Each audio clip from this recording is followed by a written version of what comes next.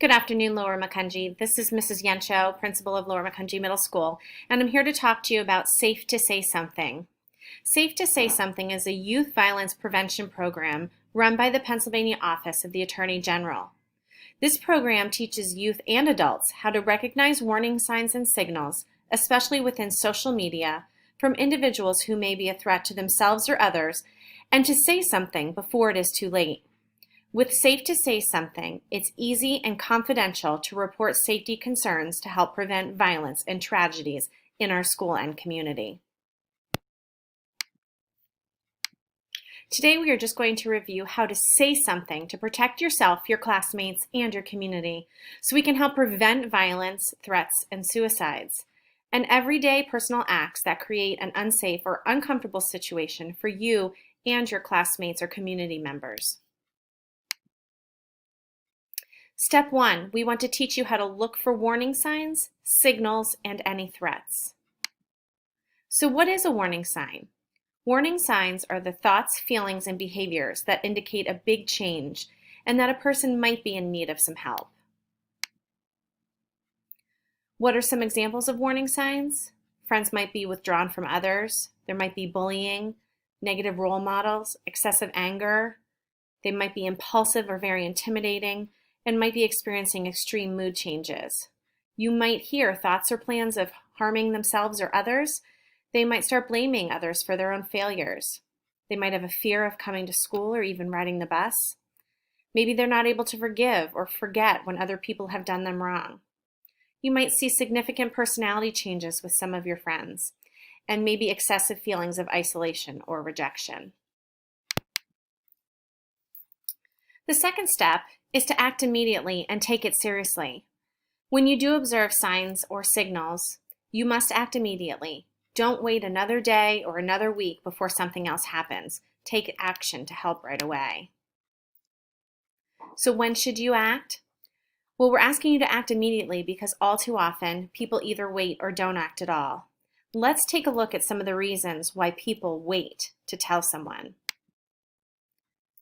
We might hear things like, "We all spoke to him and he said he would never do that again." Or, "I thought someone else would tell someone. Maybe they feel better tomorrow.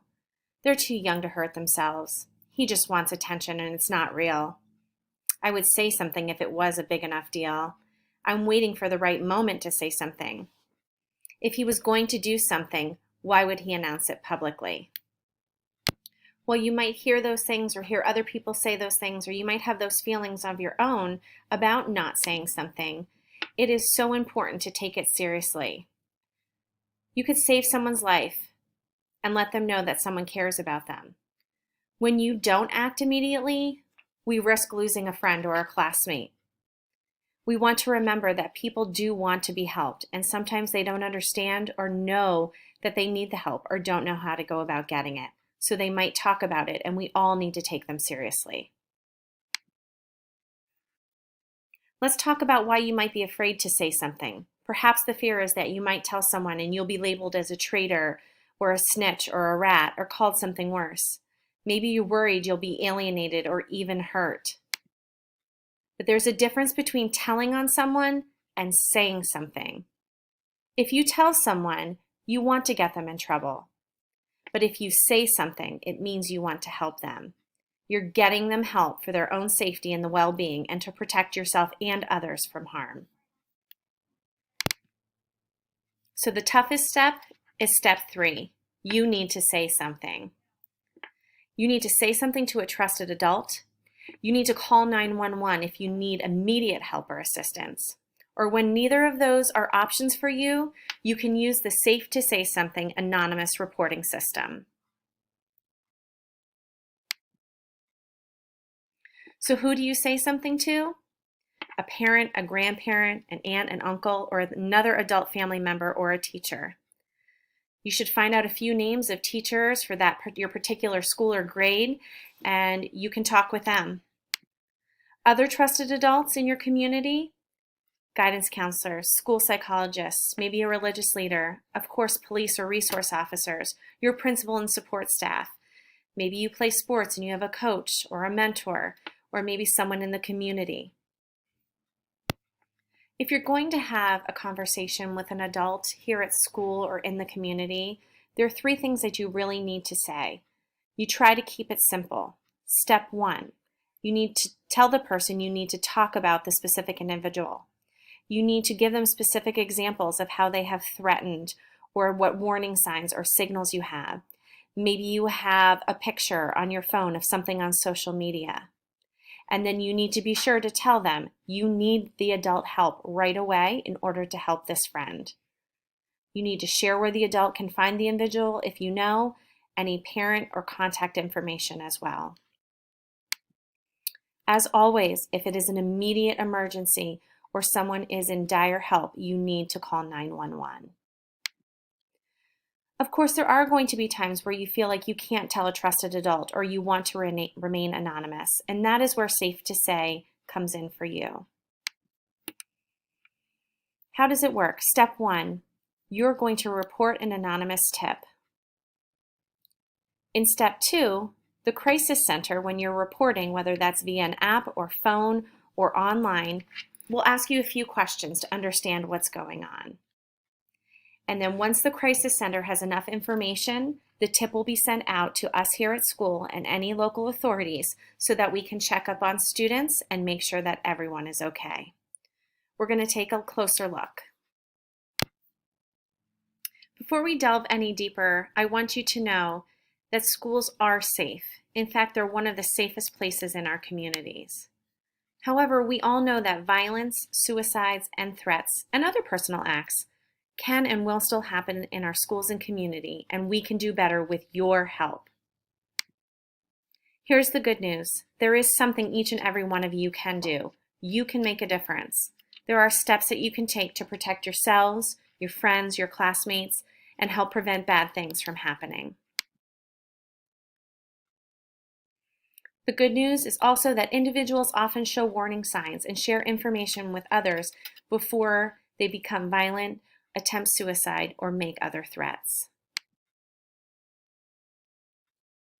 In 3 separate studies, researchers concluded that 37% of all threats and violence were sent electronically, and of course, 28% used social media as a top platform to post such information.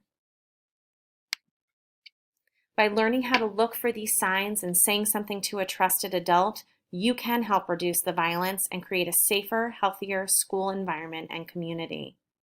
So if we continue to look for warning signs, signals, and threats, act immediately, take it seriously, and say something, we will all get better at reducing violence, threats, and tragic consequences and creating our safer, healthier school community.